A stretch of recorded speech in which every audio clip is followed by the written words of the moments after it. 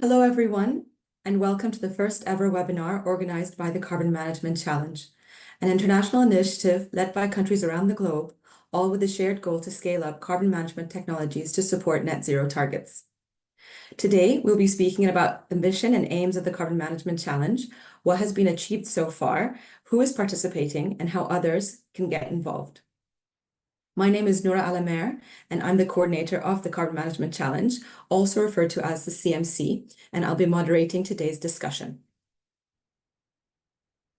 We have a number of speakers joining us here today, all of whom are part of the CMC, including representatives from the US Government Office of Fossil Energy and Carbon Management, Brazil's Ministry of Mines and Energy, the Coordinating Ministry for Maritime and Investment Affairs for the Republic of Indonesia, the Office of Kenya's Special Climate Envoy, the Government of Canada's Ministry of Natural Resources, and the UK Department of Energy Security and Net Zero.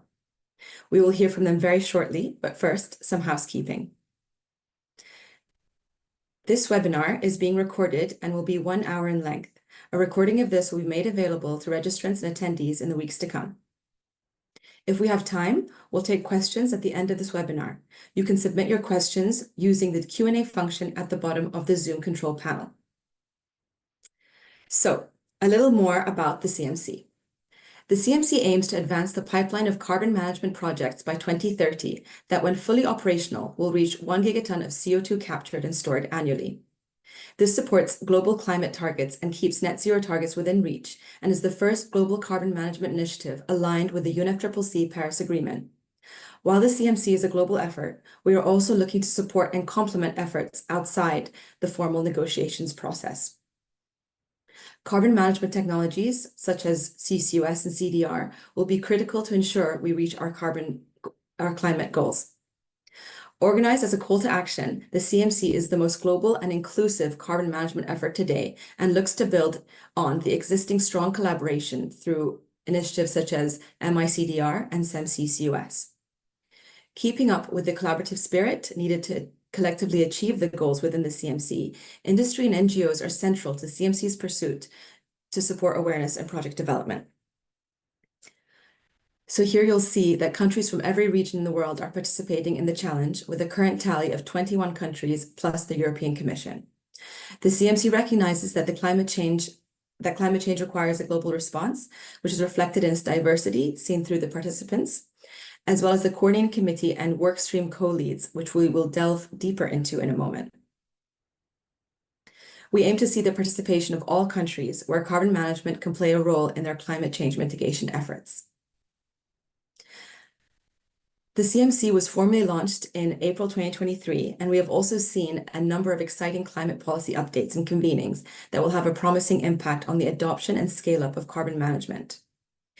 Before the launch of the CMC, the IPCC's sixth assessment report echoed the premise of the CMC's call to action, stating that the global rates of CCS deployment is far below modeled pathways to 1.5 degrees centigrade.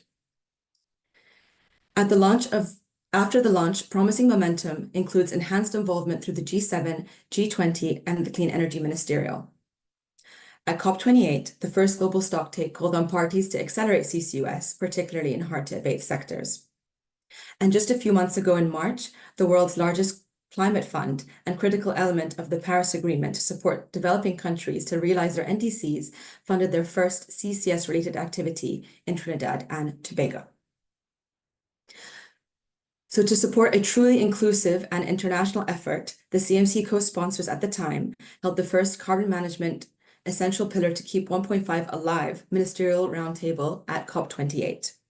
This included high-level government representatives with different national circumstances around the world, including Kenya, China, the US, Indonesia, Brazil, Iceland, and many, many more.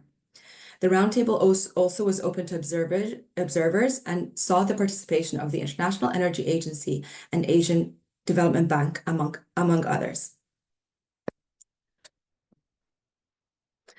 So as COP29 approaches, we have a few things to keep in mind when framing the work of the CMC and stay on the pulse.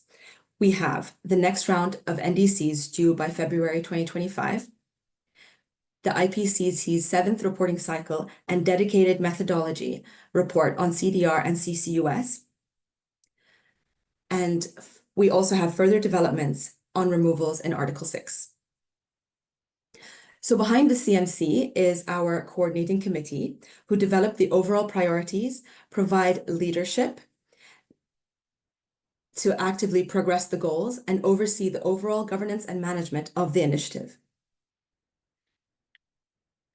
The coordinating committee comes from 7 regional groups and includes Brazil for Latin America and the Caribbean, Indonesia for South and Southeast Asia, Japan for East Asia Pacific, Kenya for Sub-Saharan Africa, the UK for Europe, and the United States for North America.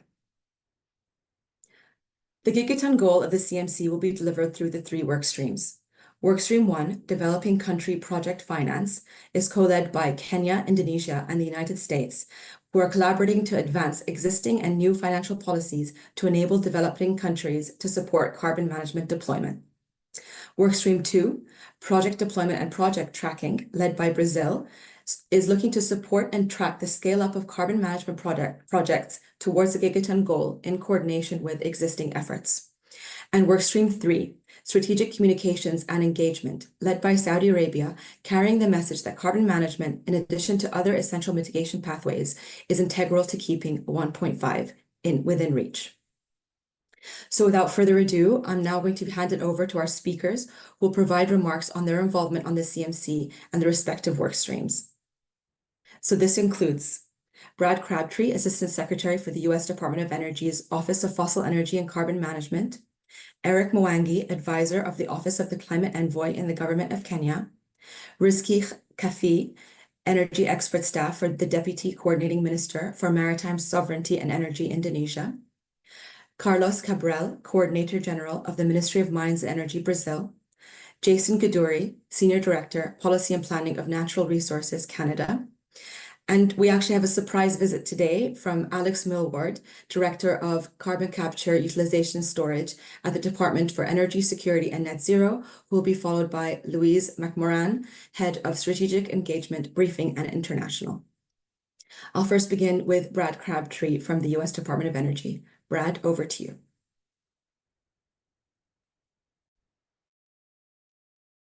Thank you, Noura. Can you hear me? We can hear you. Excellent. Thank you so much. And thanks to you and the team at the Global Carbon Capture and Storage Institute. We're so excited to have you supporting our efforts to develop and move forward with Carbon Management Challenge. I'm Assistant Secretary for the Office of Fossil Energy and Carbon Management at the U.S. Department of Energy. We focus on research, development, and deployment of technologies to reduce the environmental and climate impact of fossil fuels and key industrial processes. And carbon capture and storage has been a fundamental part of what we do for 25 years. That includes, of course, capturing carbon dioxide emissions from industry and power generation, clean hydrogen production with natural gas, biomass, and other feedstocks using carbon capture and storage, scaling up direct air capture and other technologies to remove CO2 from the atmosphere, and converting captured carbon emissions into products, and of course, building out regional CO2 transport and geologic storage hubs. Given that portfolio, supporting the Carbon Management Challenge has been a top international priority for our office. And the reason for that is that carbon management will play an essential role in meeting not only the climate goals of the United States, but countries around the world. To underscore that commitment, President Biden launched U.S. participation in the Carbon Management Challenge last year in April, making our focus and commitment clear. That was followed, as you saw in the slides from Noura, that was followed by the ministerial at the COP, hosted by the COP28 presidency in Dubai. And our former U.S. climate envoy, Secretary John Kerry, further articulated the Biden administration's position at that ministerial, which is that economy-wide and global deployment of carbon management is one of the 4 pillars required to keep the 1.5 degrees Celsius goal in reach. The other 3 being tripling renewable energy, ending net deforestation, and tackling methane and other non-CO2 greenhouse gases. And I think that underscores the other important point. The efforts of the Carbon Management Challenge are complementary and supportive of the other mitigation efforts, which we have to advance and scale up with equal ambition. This is a significant moment for carbon management globally. We made progress at COP28 in elevating the importance of carbon management, but much more work is necessary to increase national multilateral commitments by governments and advance policies and financing mechanisms that are needed to meet the 1 gigaton goal that Noor mentioned of projects in the pipeline by 2030. And the CMC is a critical vehicle for accomplishing that. I want to emphasize something that was demonstrated by the map that Noura presented. This is not a normal international initiative. This has representation from countries in every major region of the world, industrialized countries and emerging economies and developing countries alike. I'm particularly excited about the leadership and involvement from the outset of our colleagues in developing countries. I want to recognize Brazil and Indonesia for their original leadership, co-sponsoring the resolution that launched the Carbon Management Challenge, and thank Kenya for leading one of the work streams, and also the participation of Egypt, Mozambique, Nigeria, and Senegal. It's very exciting to have this developing country participation, and we're in discussions with a number of other countries. We also have the leading oil and gas producing countries, which you might expect. My own country, the United States, Saudi Arabia, the United Arab Emirates, Canada, Brazil, Australia, and Norway. But also importantly, we have renewable energy leaders in the world with little or no fossil fuels in their power sectors. That includes Iceland, Sweden, and Denmark. The bottom line, and this is the message that was made clear in December in Dubai, is that this diverse and global set of countries all see carbon management as central to meeting their climate goals. We are also making sure that the Carbon Management Challenge builds on and coordinates with existing multilateral initiatives. That includes the Clean Energy Ministerial Carbon Capture and Storage Initiative, Mission Innovations Focus on Carbon Dioxide Removal Efforts, and others. In fact, the SEM-CCUS initiative is even launching a campaign aimed at supporting the Carbon Management Challenge, and this will be previewed next month when our Brazilian colleagues host the SEM-MI and G20 ministerials in Foz do Iguaçu. Nora mentioned the work streams.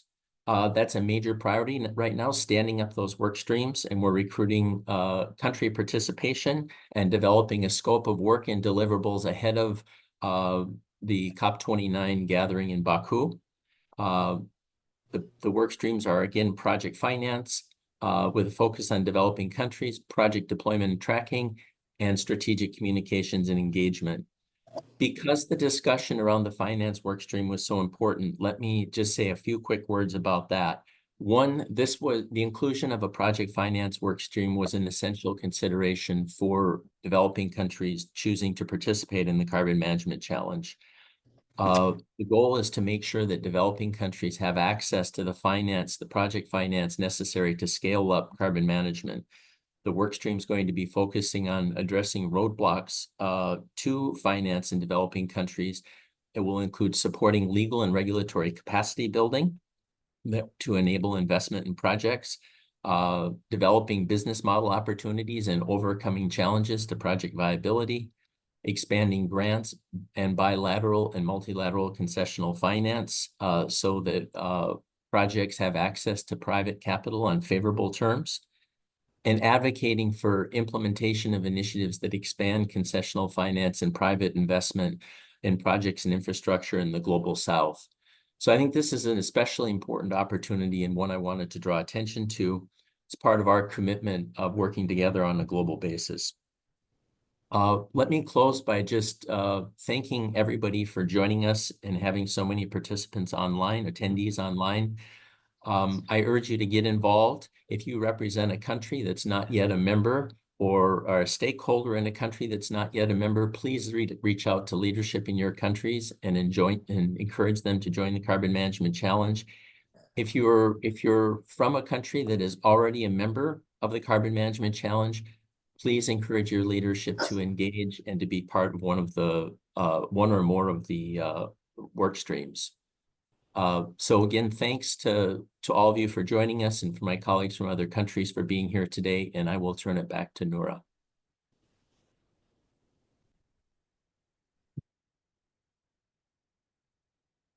Thank you, Brad, for those insightful remarks. I'll now hand over to Eric Mwangi from the Office of the Climate Envoy in Kenya.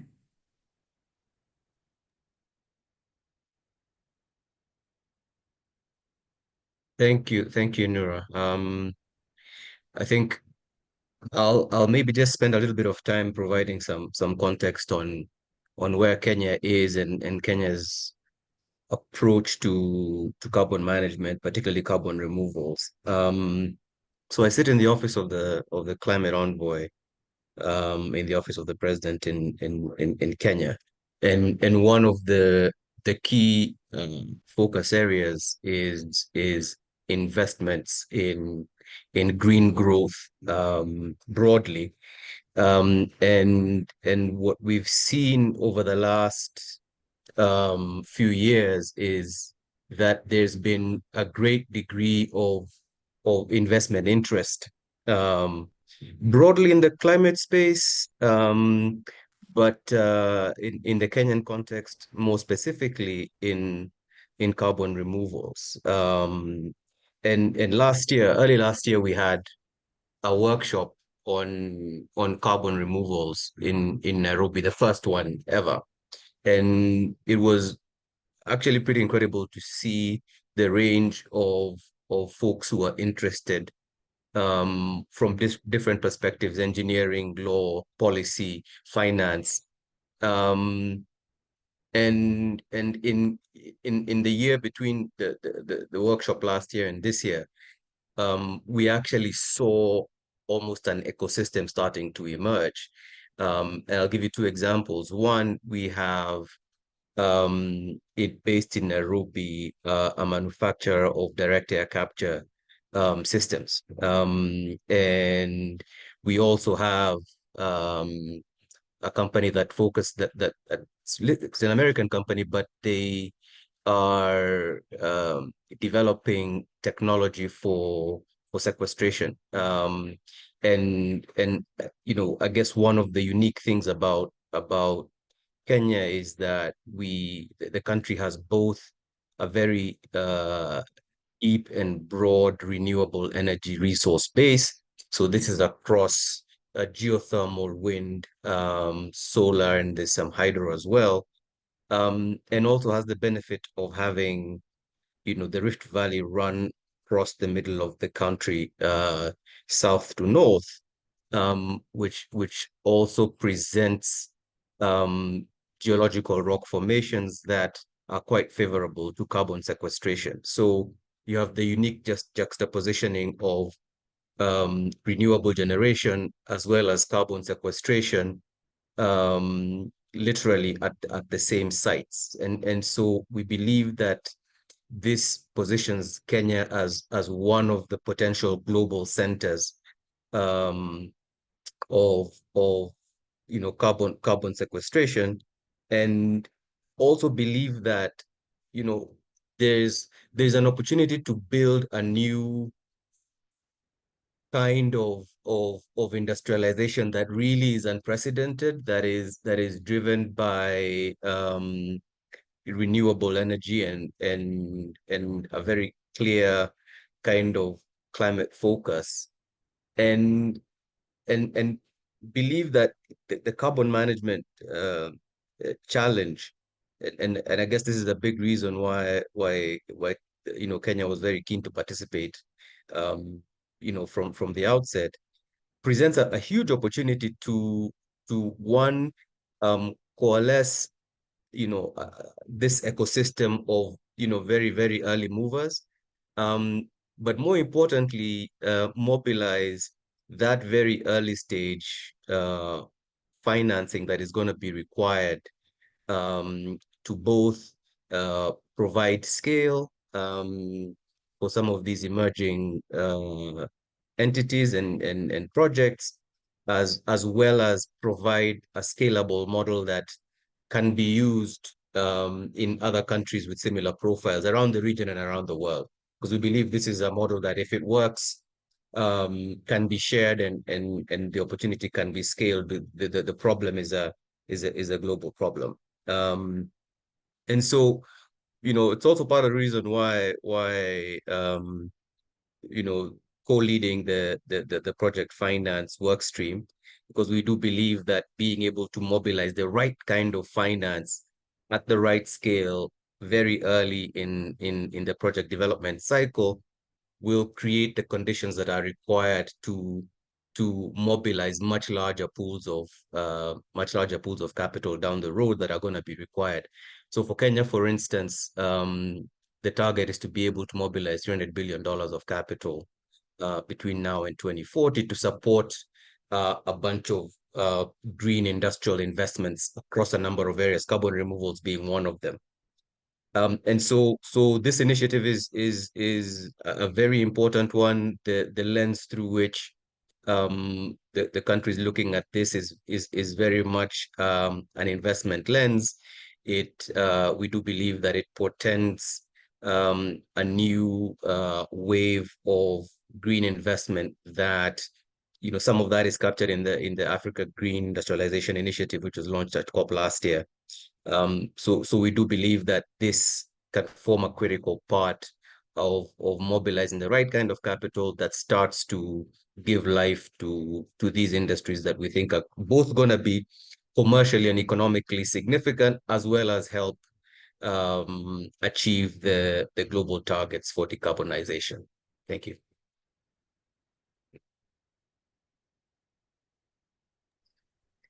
Thank you, Eric, for sharing those details with us, showing a working example of how carbon management is part of an all-of-the-above approach with other essential mitigation pathways integral to keeping 1.5 within reach.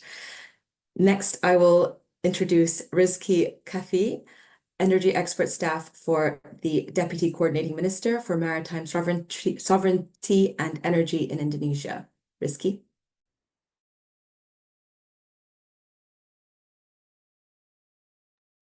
Yeah, thank you. Thank you for the kind introduction, Nora. So my name is Rizky. I am the energy expert representing the Coordinating Ministry of Maritime and Investment Affairs of Indonesia. So it is my honor to extend the warmest welcome to each of every one of you at this strategic webinar, and it is also an honor to share the same stage with all the leadership from several countries as part of joint commitment for us to take on the challenge, which is the carbon management challenge. So from our side, from Indonesia's side, we are confident that our collective efforts for CMC could deliver the clear message that we are ready to working with other countries for seamless collaboration for CCS implementation in the next following years.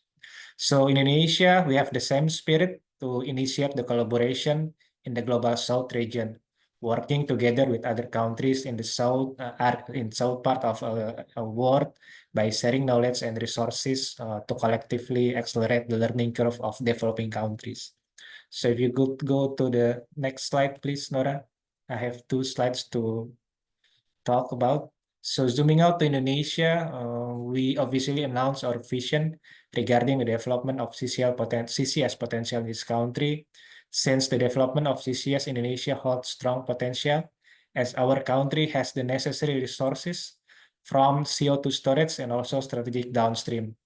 We believe these resources are essential for international and global carbon removal initiative, as we realize the abundance of potential of our storage to collaborate with other neighboring countries in terms of removing the carbon. So we believe by fostering this collaboration and together we can unlock the full potential of decarbonization in this region. Next slide.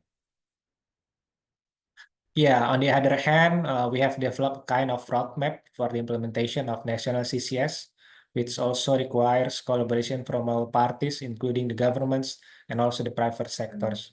So specific to Indonesia, from Indonesia view and experience, we have concluded there are 3 important pillars. So the first one is strategy and regulation. The second one is partnership and capacity building. And the last one is financial strategy. Those 3 of them are very important and need support from all stakeholders from Indonesia and other countries also. So I think it's all from Indonesia, and giving back to you, Nora.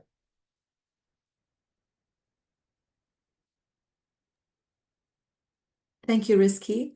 I'll now pass it over to Jason Gaduri, Senior Director of Policy and Planning at Natural Resources Canada. Jason?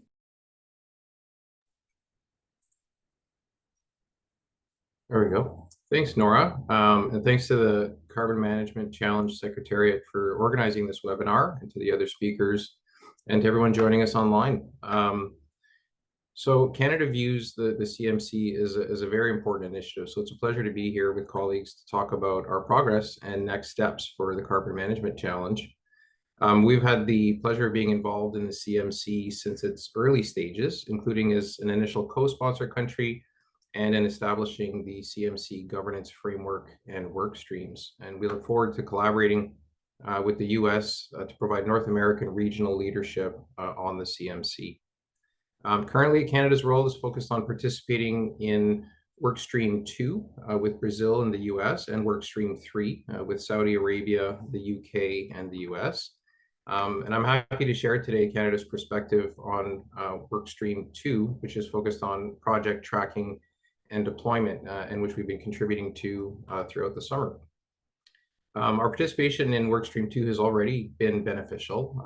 It's provided opportunities to engage with partners on the important issues of project deployment and project tracking as part of focusing our collective efforts towards the gigaton by 2030 goal. Early involvement allowed us to help shape the direction of the workstream and also support our own domestic priorities. We see Workstream 2 as contributing to the goals of the Carbon Management Challenge in two main ways. First, tracking progress towards the CMC's goal is important for accountability and to help maintain momentum in deploying carbon management technologies towards that gigaton goal. The focus on tracking recognizes the essential role for carbon management, the scale of action needed, and also the importance of engaging world leaders in these efforts.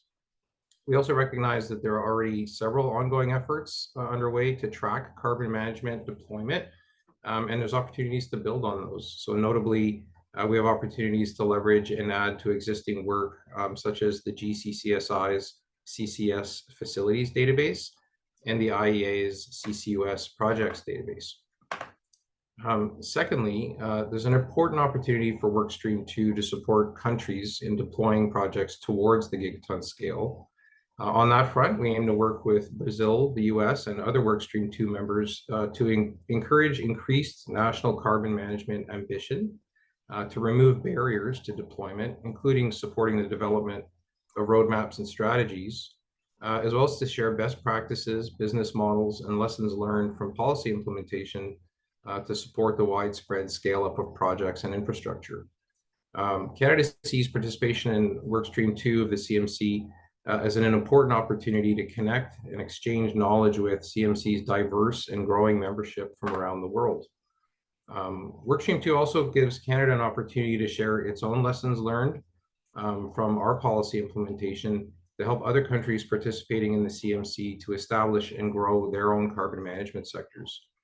We're coming to the CMC with a fair bit of experience in carbon management. We have several commercial scale CCUS projects currently operating and a healthy pipeline of projects in development.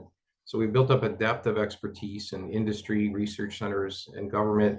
We've got innovative companies that have been recognized in the Global Clean Tech 100 and X Prize. And we have a fairly well-developed policy environment and regulatory frameworks, as well as a range of incentives for project deployment, R&D, and technology demonstrations. Canada, I think, has demonstrated its commitment to sharing knowledge and best practices from projects to enable further scale up and deployment and accelerate the learning curve on carbon management across countries. Just a few examples, the Canada-US Weyburn-Midale project, which was the world's first with cross-border storage, hosted an international study with the IEA's greenhouse gas R&D program for more than a decade and produced a publicly available best practices manual. Our Boundary Dam project, which was the first CCS project on power generation, led to the establishment of the International CCS Knowledge Center, which is dedicated to advancing large-scale CCUS projects. And looking ahead, Canada's recently launched CCUS investment tax credits has knowledge sharing provisions built into it, so that projects over $250 million will be required to submit reports that will be shared with the public. Through the CMC, Canada welcomes the opportunity to contribute its knowledge and experience and to learn from and collaborate with CMC participants to accelerate global progress on carbon management towards the gigaton goal. Workstream 2's focus on project tracking and deployment will be an important part of these efforts. With that, I'll thank my colleagues again for the opportunity to speak here today. And Nora, I'll hand it back to you.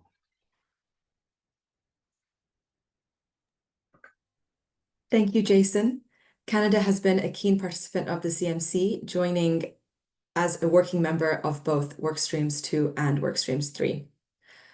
I'll now hand over to Carlos Cabral, the Coordinator General at the Ministry of Mines and Energy, Brazil. Brazil is the co-lead of Workstream 2. Carlos, over to you. Good morning, all.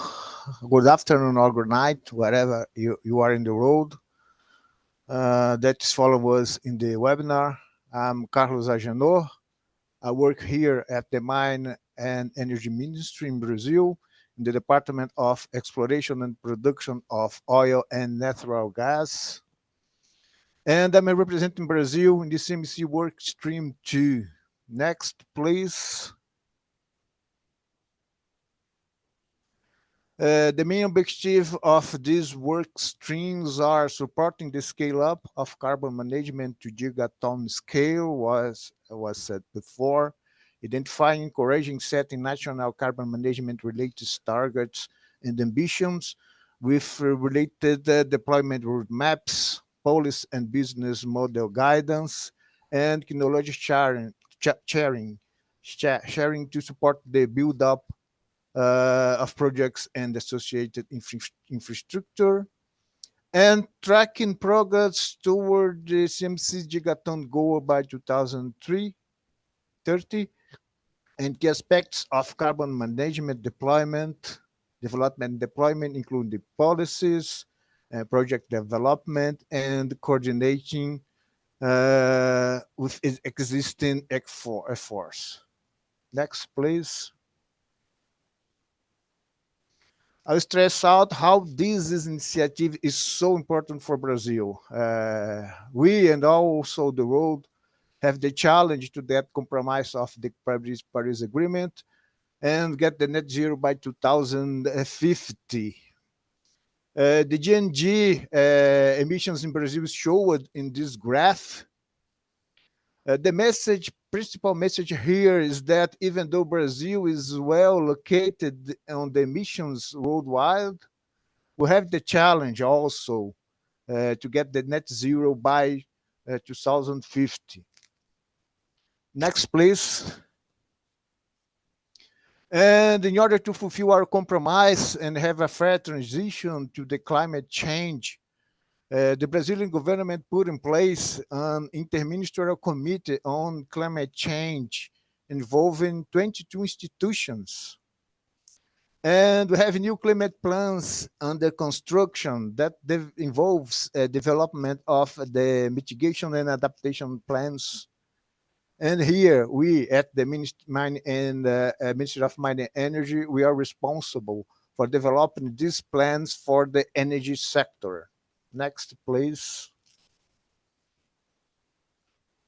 And what's the challenge of Brazil to get net zero? I think that each country has their characteristics, and Brazil, for instance, have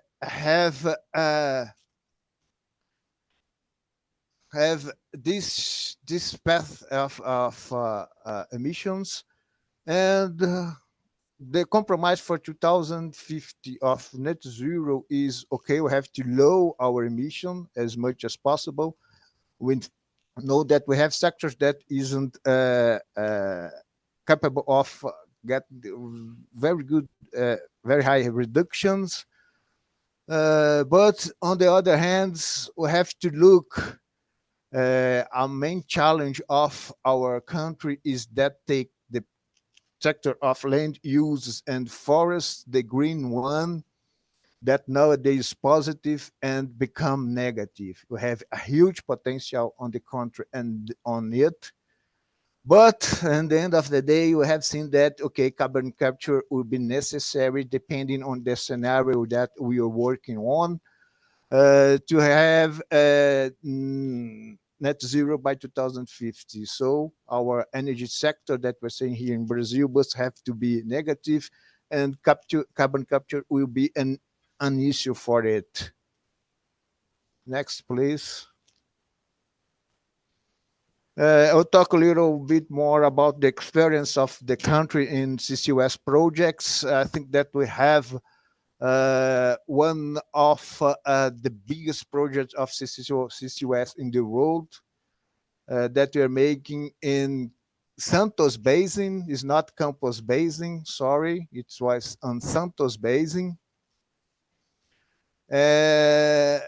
Actually, we're now injecting something around 20 million tons of carbon per year, and by 2030, we'll be injecting more than 40 million tons per year.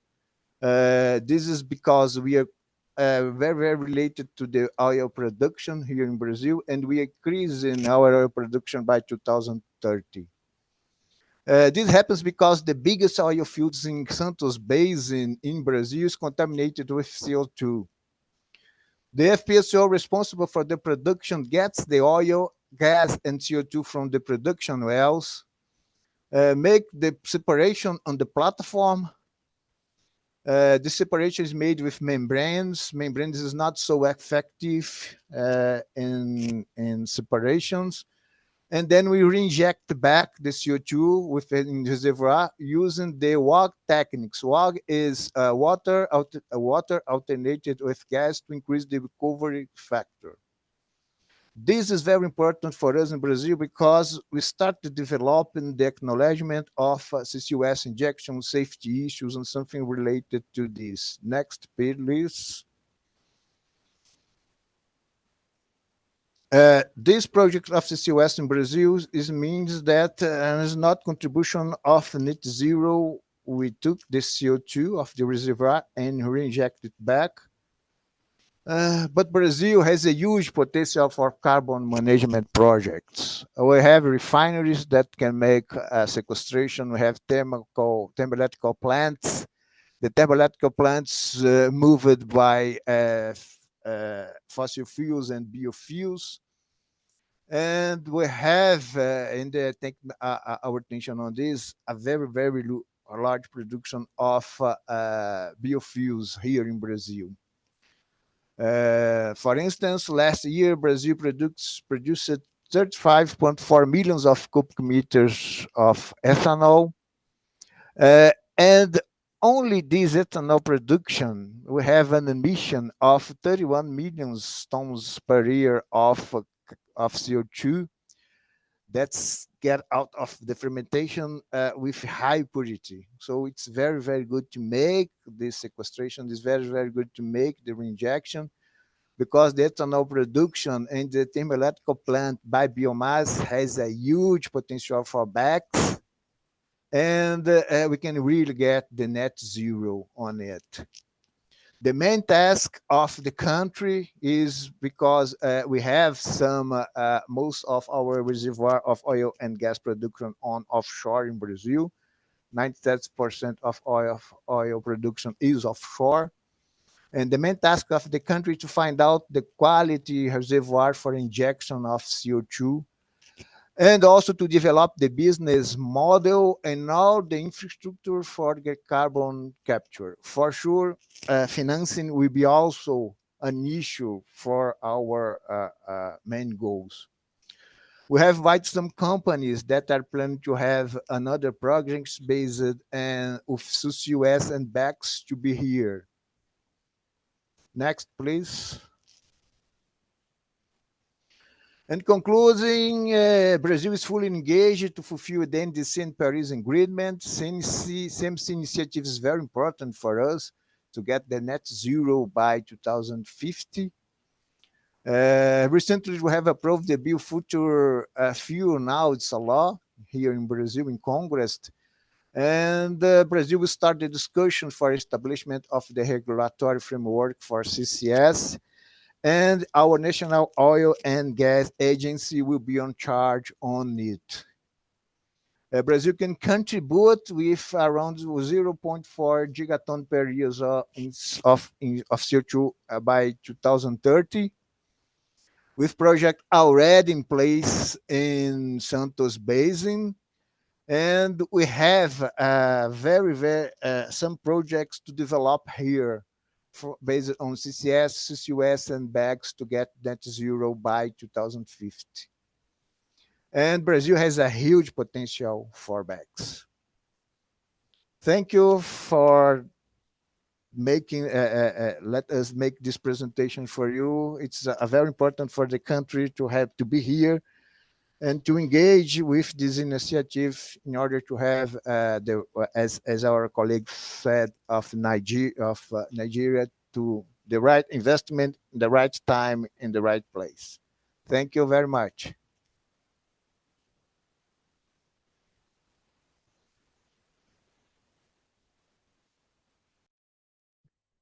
Thank you, Carlos, for sharing your insight and the potential of BECCS in Brazil. Actually, the BECCS example provides room for collaboration with fellow countries such as the United States who have more experience in the area. So that just highlights and shows one way that the CMC can help countries collaborate and accelerate the deployment of carbon management. I would like to now hand over to our surprise guest today, Alex Millward, the Director of Carbon Capture, Utilization and Storage at the Department for Energy Security and Net Zero. He will be followed by Louise McMoran, who is the Head of Strategic Engagement, Briefing and International. Alex. Hello all, and thank you for the opportunity to come and speak. I just couldn't resist coming and speaking. I've had the good fortune to meet many of you and many of the countries here participating. I just wanted to reiterate the UK's commitment to this carbon management team, and also gratitude to CCSI and also the US and Brad in particular, and personally for his and his team's effort and drive in getting this going. Some of you may well have seen our Foreign Secretary has put climate as a #1 foreign policy. One of the top foreign policy topics for us just as of today, and it sort of shows the commitment that we've got. What I want us to do through CMC is for us as the UK to learn from those who have already injecting CO2, as we've been hearing now, plus also others, such as we heard from Eric and Kenya about what's there to learn, and then also contribute. We're keen to help try and lower the cost of carbon capture to make it easier to get the adoption to the scale we need at the gigaton, as well as improve the safety case and acceptance case in doing that, and lean in any way that we can. So I just wanted to reiterate that commitment and gratitude, and hand on to Louise. Thank you.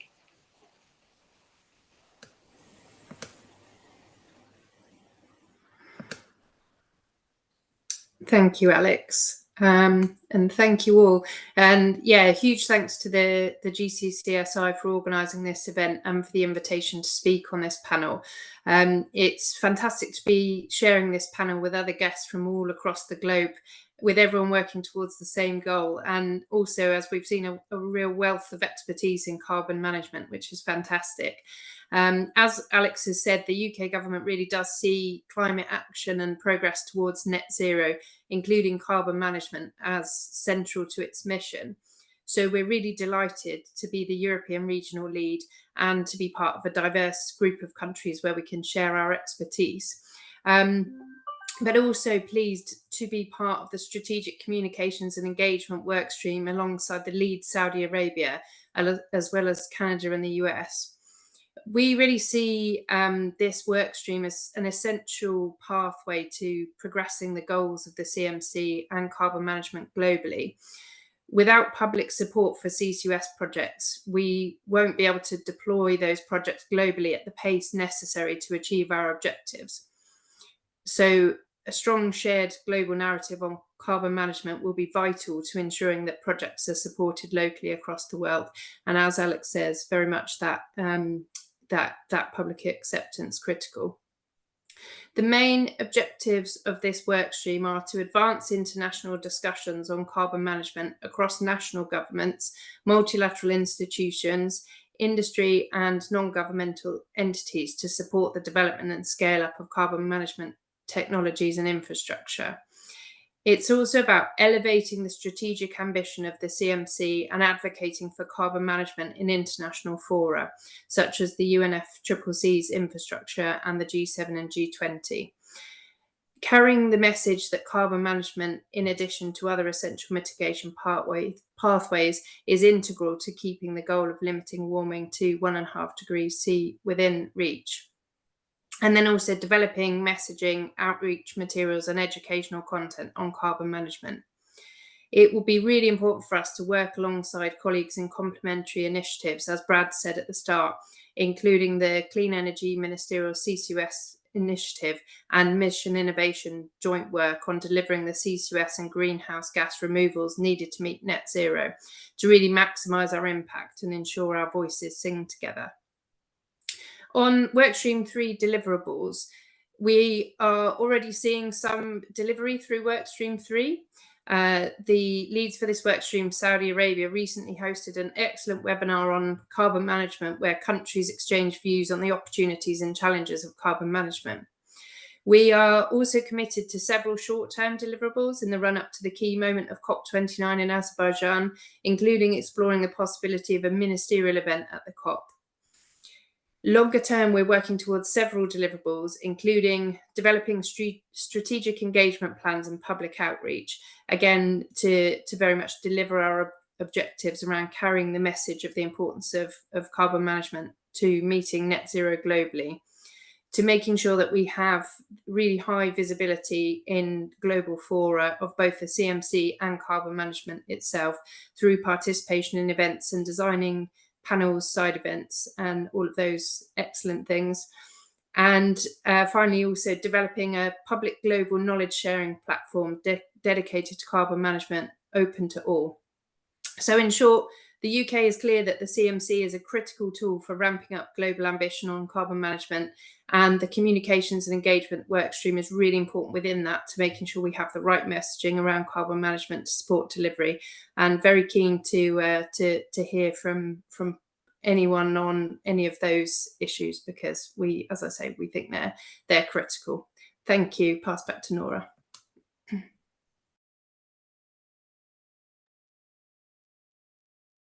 Thank you, Louise and Alex, for sharing those details. The dedication and work that we've seen in your work streams have been very, very promising. So now I'll pivot to a brief moderated discussion. I'll start with Kenya.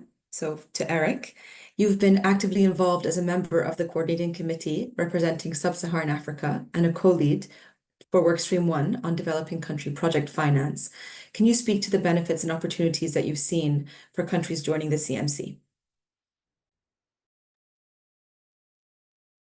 Thank you, Nora. I think given the fact that you've got two key characteristics of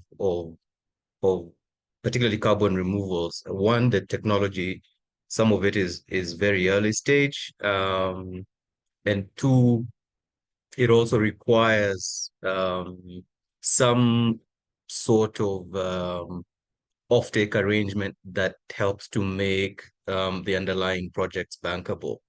Now we've seen some models emerging where you have either large corporates or kind of specialized intermediaries. These are folks like Climeworks who sometimes can provide that kind of long-term offtake that's carbon credit based, that makes it possible for some of the projects to raise capital.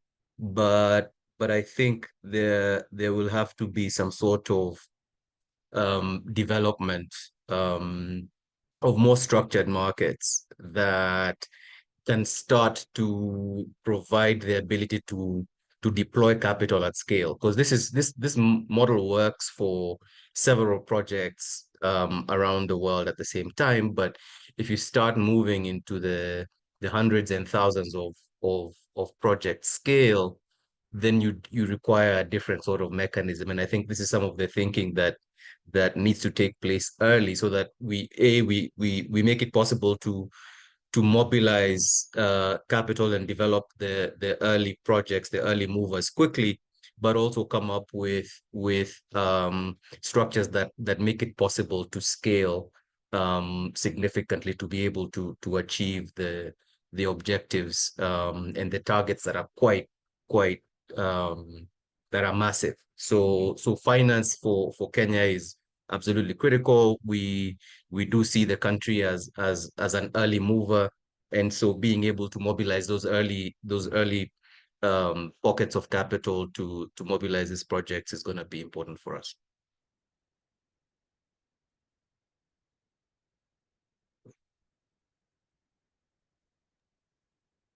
Thank you, Eric. I'll now just looking at the audience questions. We have a question for Brazil, which is, what is the estimated storage capacity in the Santos Basin? And what is the main challenge to double the injection rate from 20 tons to 40 tons per year?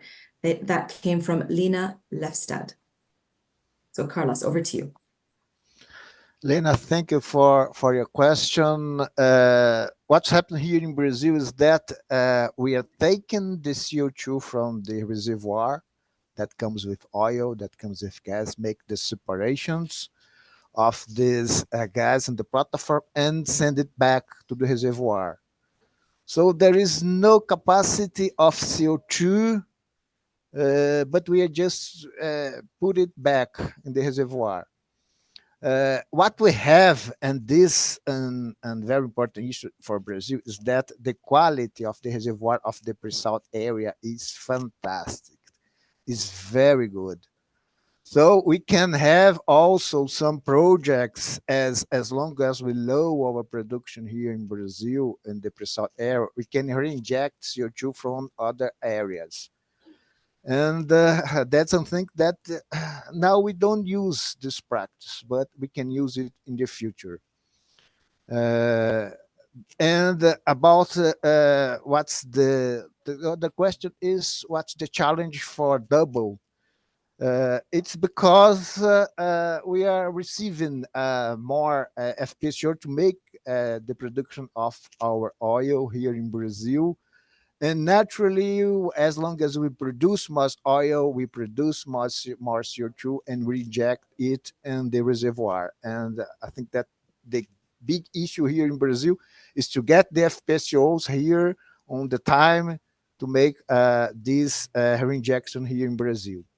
I think that the most challenge issue here in Brazil is just to develop the other activities of CO2 sequestration onshore.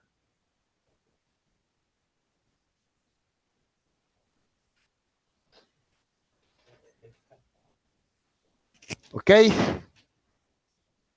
Thank you. Yes, that's okay. Thank you, Carlos. So we also have a question from the SEM-CCUS coordinator, Juho Lipponen, and it's great to have you here with us today, which is one of the key strategic tasks would be to ensure that the gigaton by 2030 goal becomes a household name, alongside the tripling of renewables and doubling of energy efficiency improvements. We are not there yet, as not enough people know about the CMC. Any thoughts on how to make this happen? So I'll first maybe direct this to our workstream 3 participants, but this is also open to any of our speakers. So the UK, do you have any thoughts on this?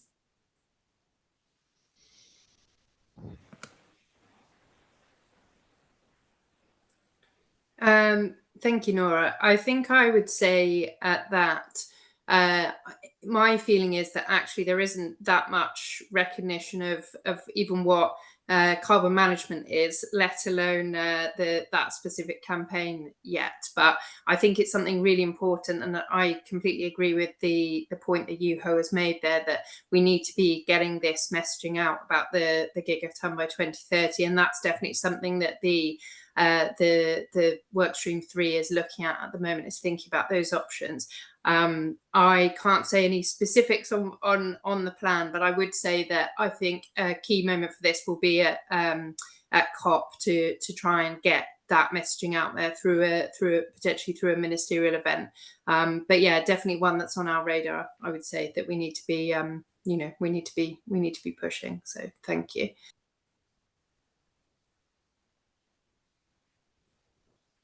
Thank you, Louise. And I think just on that, while you're here, I'll just keep you there. And just maybe for the industries and NGOs who are joining us today, how can they participate in the CMC? Thanks, Nora. Yeah, we're very keen to hear from NGOs and industry who want to get involved. The CMC, as we've to a degree set out here, is still at quite an early stage, and so we don't have a set approach yet on some of these things. So we feel it's a really exciting time to be able to shape how the challenge delivers for all of us, and we're very much appreciate that engagement from NGOs and industry getting in touch with us through the Secretariat. I'd say, in my view, one useful role could be helping participant countries to understand the barriers to deployment. For Workstream 3 in particular, we plan in future to look at joint events or information sharing where the CMC will act as a knowledge sharing platform. So that would definitely be one good opportunity for people to get involved.